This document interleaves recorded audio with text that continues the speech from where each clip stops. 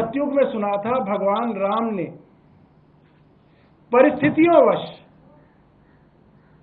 राजगद्दी का त्याग किया था और 14 साल के वनवास पे चले गए थे। अरविंद केजरीवाल राम नहीं है, राम तो भगवान थे।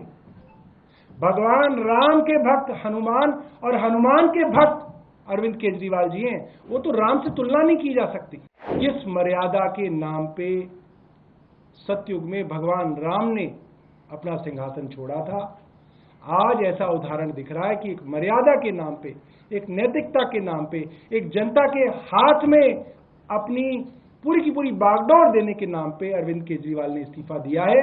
तो अरविंद केजरीवाल जी ने कहा है, जनता वापस बिठाएगी तो इस कुर्सी पे बैठूंगा, वरना इस कुर्सी पे नहीं बैठूंगा। आज लोगों के मन में बहुत नाराजगी है कि एक ईमानदार आदमी के पीछे पूरी की पूरी केंद्र सरकार पड़ गई और उस बेचारे को जेल तक लेके गए। और वो आदमी जब जेल से बाहर निकला तो उसने सत्ता का सुख नहीं भोगा।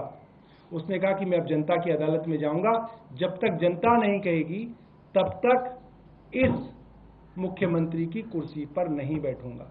कई चर्चाएं हो रही हैं, अलग अलग चर्चाएं हो रही हैं। कुछ लोग तो ये कह रहे हैं कि सर सतयुग में सुना था भगवान राम ने परिस्थितियोंवश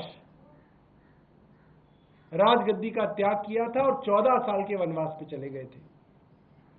अयोध्या की सारी जनता रो रही थी, बिलख रही थी कि राम आप मत जाइए, आप इस सिंहासन पे बैठिए। मगर मर्यादा के कारण, परिस्थितियों के कारण राम उस सिंहासन को छोड़ के चले गए और 14 साल के वनवास पे रहे। और उनके पीछे जिसको वो सिंहासन मिला, भरत उनके भाई, वो भी उनके खड़ाव रख के इंतजार करते रहे कि राम वापस आएंगे तो अपना जो है काम संभालेंगे। अरविंद केजरीवाल राम नहीं है, राम तो भगवान थे।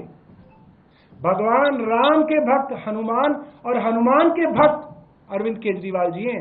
वो तो राम से तुलना नहीं की जा सकती। मगर जिस मर्यादा के नाम पे सतयुग में भगवान राम ने अपना सिंहासन छोड़ा था, आज ऐसा उदाहरण दिख रहा है कि एक मर्यादा के नाम पे, एक नैतिकता के नाम पे, एक जनता के हाथ में अपनी पूरी की पूरी बागडोर देने के नाम पे अरविंद केजरीवाल ने इस्तीफा दिया है। और अरविंद केजरीवाल जी ने कहा है, जनता वापस बिठाएगी तो इस कुर्सी पे बैठूंगा, वरना इस कुर्सी पे नहीं बैठूंगा। कल सीएम ने ये भी कहा था कि वो और मनीष दोनों में से कोई सीएम नहीं बनेंगे नेक्स्ट सीएम, लेकिन नेक्स्ट सीएम कौन होंगे इसको लेके बहुत चर्चा है। कम से कम इतना बता दीजिए, जो कैबिनेट में आप लोग हैं उन्हीं में से होंगे या कोई और नया चेहरा होगा? क्या कोई रणनीति बनाई गई है? मैं आपको बताऊं, आपको जितनी जानकारी है उतनी ही मुझे जानकारी है। आप जैसे कयास लगा सकते हैं, मैं भी वैसे ही कयास लगा सकता हूं। मगर आपका कयास लगाना ठीक है, मेरा कयास लगाना ठीक नहीं है, क्योंकि मैं उसका स्टेक होल्डर हूं। इसलिए जो है अभी तक मैं आपको ये बता सकता हूं कि इसके ऊपर कोई चर्चा नहीं है। जैसे ही चर्चा होगी सबसे पहले आप ही को बताना। और कहां बताएंगे बताओ? आप ही को तो बताएंगे, तभी तो आप लोगों को तो बताएंगे।